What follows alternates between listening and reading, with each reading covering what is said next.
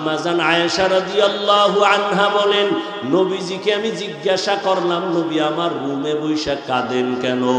নবী বলেন, ও আয়েশা, হাসরের ময়দানে আমার উম্মতের কি উপায় হবে এই চিন্তায় আমি কান্না করতেছি। আম্মাজান বলেন, ও নবী, হাসরের মাঠটা কেমন হবে? নবী বলেন, আয়েশা, এই জমিনটা হবে কিয়ামতের মাঠ, আরাফার ময়দান হবে আল্লাহর বিচারালয়, আদালত। এই দুনিয়ায় তো বড় বড় মাস্তান তো চলে গেল, আল্লাহর কোরআনের একটা ভুল বের করতে পারে নাই, নবীর একটা কথার মিথ্যা প্রমাণ করতে পারে নাই।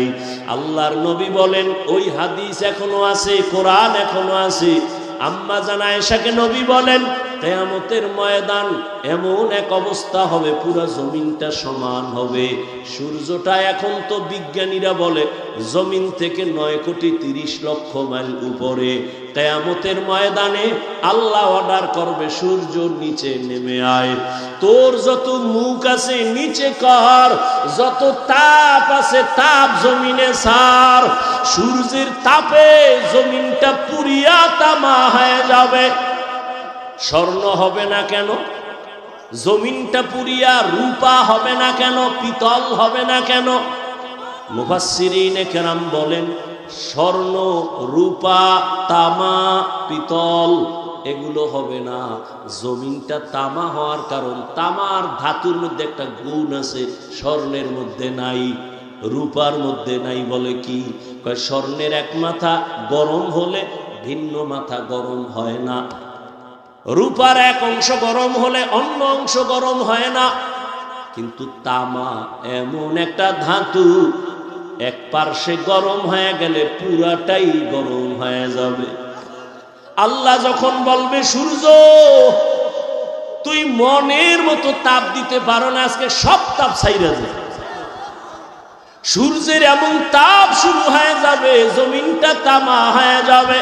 নবী কান্না করেন আর বলেন, আয়েশা, অন্যদিকে জাহান্নামের আওয়াজ, জাহান্নাম চিল্লায়া বলবে, আল্লাহ বেনামাজি কই, বেপরদাওয়ালা গুনাহগারেরা কই, আমার পেটের মধ্যে দাও, আমার পেটে বড় ক্ষুধা। আল্লাহ বলবে, জাহান্নাম একটু অপেক্ষা কর, আমি বিচারটা শেষ করে নেই, তারপরে তোর খোরাক আমি দিতেছি।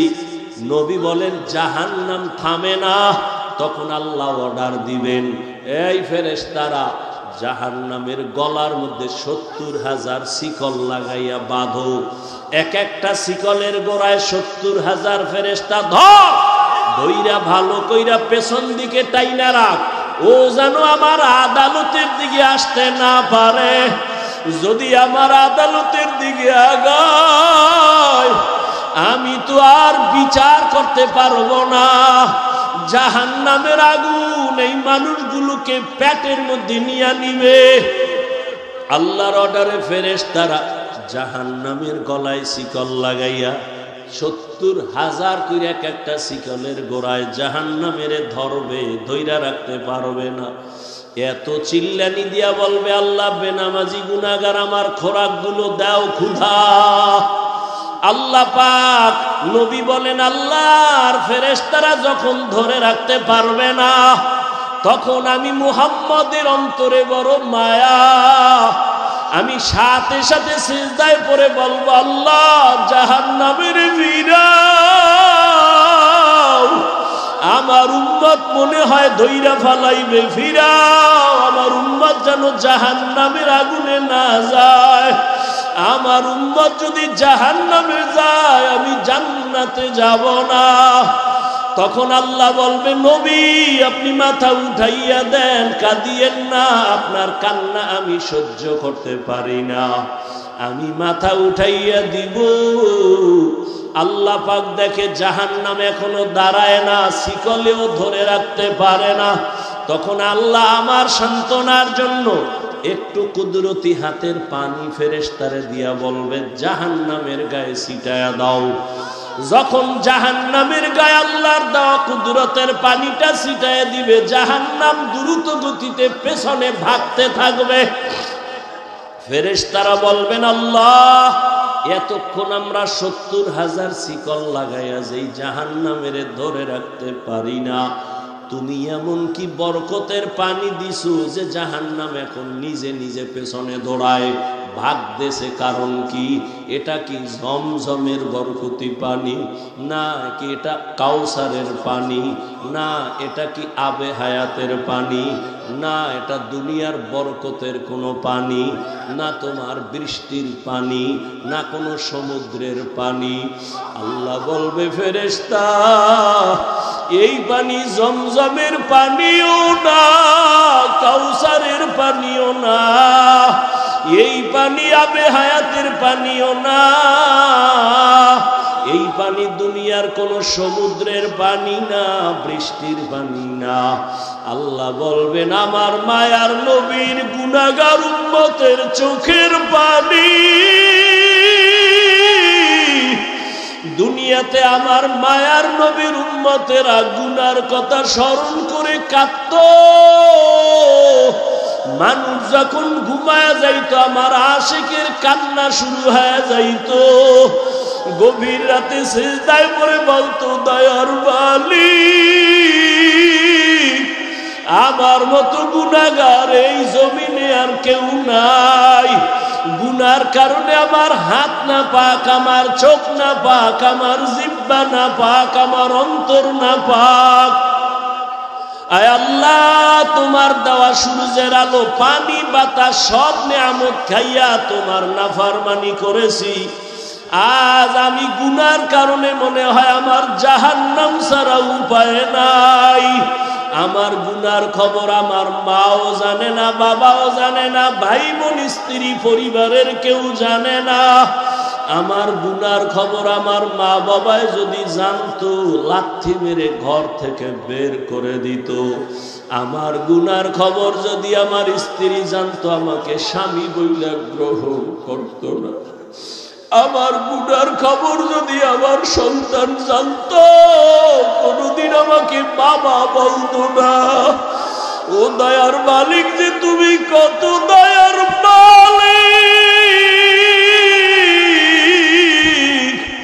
তুমি আমার সব গুনার খবর জানো। ও আল্লাহ, এ যুবকের আমার মাওলারে ডাক দে, দুই ফোঁটা চোখের পানি ছাড়, আর গুনার কত স্মরণ করে ক্ষমা চাও। আর আল্লাহরে বলো, আমার মাওলা যে কেমন দয়ার মাওলা। ওরে দরওয়াজা জানালা বন্ধ করে মোবাইলের দ্বারা যে গুনাহ করেছ,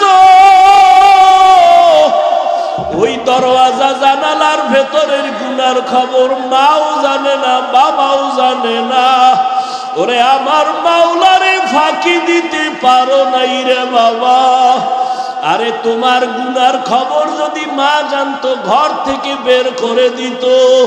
কিন্তু আমার মাওলা যে কেমন দয়ার মালিক, গুনাহ করছি দেখছেন, এরপরও ঘরের থেকে বের করে দেয় নাই, সম্মানের চেয়ার থেকে ফালাইয়া দেয় নাই। ও আল্লাহর বান্দারা, আজকে বাড়ি পাইছো, গাড়ি পাইছো, সন্তান, বিবি, পরিবার, ক্ষমতা সবই পাইলা, কিন্তু আজকে যেইগুলি পাইয়া পাগল, চিন্তা করে দেখছো এগুলি কিছুই তোমার আমার আপন না। ওরে আজরাইল আইসা যখন রূহ দইরা টান মারবে, ওরে তোমার আপন মা বাবা তোমারে ফেলে দিবে, আর ঘরে ঢুকাইবে না। সাদা কাফনের প্যাকেট বানাইয়া কবরের দেশে পাঠাইয়া দিবে। এতদিন যে মা বাবার জন্য এত পাগল হইলাম, কেউ আমার সাথে যাবে না। আমি আস্তে আস্তে দেখি আমার বন্ধু নাই, আমার পাশের লোকগুলো সব আলাদা হয়ে গেল। এক পর্যায়ে আমার সাদা কাপড়ে পেঁচাইয়া আমারে বাগ বাগানে নিয়ে রওয়ানা। ওই কবরে অন্ধকার ঘর, বাতি নাই, কোনো সাথী নাই।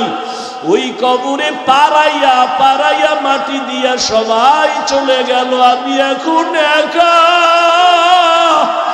আমার ডানে মাটি, বামে মাটি, সামনে পেছনে উপরে নিচে মাটি। কই আমার বাড়ি, কই আমার গাড়ি, কই আমার সন্তান, কই আমার মা বাবা, কই আমার ক্ষমতার চেয়ার, কই আমার সম্মান। এখন এই অন্ধকার কবরে দুইজন ফেরেশতা চলে আসবে প্রশ্ন করার জন্য। রবের পরিচয় দাও, ধর্মের পরিচয় দাও, রহমতের নবীর পরিচয় দাও। আমি যদি মাওলারে না চিনিয়া কবরের বিছানায় যাই, ওরে গুনাহগার বেনামাজি তখন বলবে হা হা লা আদরি, হা হা লা আদরি, হা হা লা আদরি। আফসোস, আমি কিছুই জানি না, কিছুই জানি না, কিছুই জানি না। আমার রবকে আমি চিনি না, আমার ধর্ম কি জানি না, মুহাম্মদ নবীকে আমি চিনি না। নবী বলেন সাথে সাথে আমার মাওলা রাগান্বিত কুদরতি আওয়াজ দিবেন। আল্লাহ বলবেন ফেরেশতা, এর সাথে আর ভালো ব্যবহার করার কোনো সুযোগ নাই। এই বান্দারে আমি দুনিয়াতে কত আদর করছি, আমি আল্লাহ কত নিয়ামত খাওয়াইলাম। আমার দেওয়া জমিনের ফসল খাইলো, গাছের ফল খাইলো, নদীর মাছ খাইলো, একবারও শুকর আদায় করে নাই, বরং আমার নাফরমানি করেছে। আলেম ওলামারা বুঝাইলো, বুঝে নাই, বিরোধিতা করেছে। এখন আর সুযোগ দেওয়া হবে না, এর জাহান্নামের শিকল লাগাও, কবরের ভেতরে জাহান্নামের বিছানা দাও। আল্লাহ রাগান্বিত হয়ে বলবে নাফরমানের ধর, কবরের ভেতরে জাহান্নামের আগুন লাগা দাও। আল্লাহ রাগান্বিত হয়ে বলবে ও কবরের মাটি,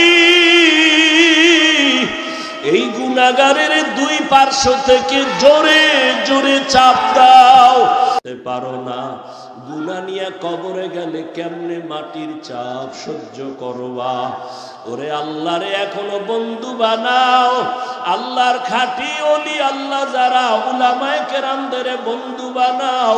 এখনো সময় আছে, তওবা করো আর আল্লাহকে বলো মাওলা গুনাহ আর করব না, নামাজ ছাড়ব না, বেপরদায় চলব না, দাড়ি কাটব না। আমার মাওলার আযাব বড় কঠিন। আল্লাহ এজন্য বলেছেন মুসলমান না হইয়া মরণ বরণ করিও না। এখনো সময় আছে, তওবা করে নাও। স্কুলে পড়ো, কলেজে পড়ো, চাকরি করো, ব্যবসা করো, তওবা করো আর নামাজ ছাড়বা না, দাড়ি কাটবা না, বেপরদায় চলবা না। মা বাবার দোয়া নিয়া, উলামায়ে কেরামের দোয়া নিয়া, শিক্ষক মুরব্বীদের দোয়া নিয়া নবীর তরিকায় চলবা। আল্লাহর কাছে দুই ফোঁটা চোখের পানি ছেড়ে দাও। যদি কান্না না আসে, মনে করিও গুনার কারণে দিলটা পাথর হয়ে গেছে, আল্লাহ বেজার হয়ে গেছে। এখনো সময় আছে, আল্লাহকে বলো আল্লাহ দিলটা নরম বানায় দাও। ওরে ডানে বামে দেখো, তোমার মতো কত গোলামের চোখে পানি, তোমার আমার চোখে কেন পানি নাই? গুনার কারণে আল্লাহ বেজার। ওরে কান্নাওয়ালার কাছে হাতটা বাড়াইয়া দোয়া চাও আর বলো ও কান্নাওয়ালা ভাই, আমার জন্য একটু দোয়া করেন। আমার গুনার কারণে আমার কলবটা পাথরের মতো শক্ত, আমার চোখে পানি আসে না। দোয়া কান্নাওয়ালার দোয়া ফেরত যাবে না। আল্লাহর কাছে তওবা করো, মরিয়াও গেলে আর নামাজ ছাড়বা না, গুনাহ নিয়ে কবরে যাইবা না। যদি তওবার নিয়ত হয়, দুটো হাত আমার আল্লাহকে দেখাইয়া দাও। আয় আল্লাহ, হাতগুলো কবুল করে নেন, তওবা কবুল করে নেন। আয় আল্লাহ, তওবার উপরে মজবুত হইয়া চলার তৌফিক দান করেন, আমিন। আলহামদুলিল্লাহি রাব্বিল আলামিন। والصلاة والسلام على سيد الأنبياء والمرسلين وعلى آله وأصحابه أجمعين يا أرحم الراحمين يا أرحم الراحمين يا أرحم الراحمين রব্বিরহামহুমা কামা রব্বায়ানি সগীরা রব্বিরহামহুমা কামা রব্বায়ানি সগীরা। এ জীবনে না করিলাম বন্দেগী, গুনাহ করে কাটাইলাম জিন্দেগী। তওবা করে আবার তওবা ভাঙ্গিলাম,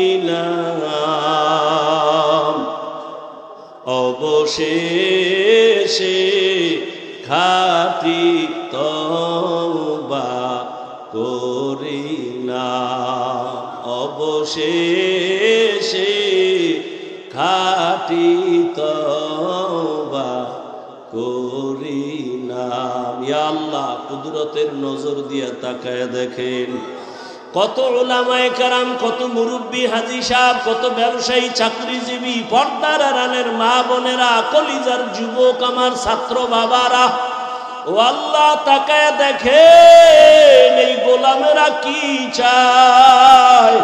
ও আল্লাহ, সবাই জাহান্নামের আগুন থেকে ক্ষমা চায়, মুক্তি চায়। আয় আল্লাহ, শয়তানের ধোকায় পড়ে গুনাহ করেছি, আর গুনাহ করব না রে আল্লাহ। তওবার নিয়তে হাত তুললাম, আর নামাজ ছাড়বো না, দাড়ি কাটবো না, বেপরদায় চলবো না, মা বাবারে কষ্ট দিব না, বেয়াদবি করব না, শিক্ষক মুরব্বীদের সাথে বেয়াদবি করব না, উলামায়ে কেরামের পরামর্শ নিয়ে নবীর তরিকা মেনে চলবো। আয় আল্লাহ, আমাদের জীবনের তওবা কবুল করে নেন, জীবনের গুনাহ মাফ করে দেন।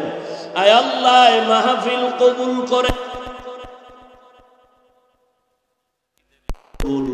নেন। আয় আল্লাহ, মাদ্রাসা কবুল করে নেন, মসজিদ কবুল করে নেন, সারা দুনিয়াবাসীকে মাফ করে দেন। আয় আল্লাহ, বিদেশের ঘরে যারা ব্যবসা চাকরি করে হেফাজত করেন, মুসলমানের হেফাজত করেন, বাংলাদেশ শান্তির দেশ বানায় দেন, জালেমদের জুলুম থেকে হেফাজত করেন, হিংসা দূর করে মোহাব্বত বাড়ায় দেন।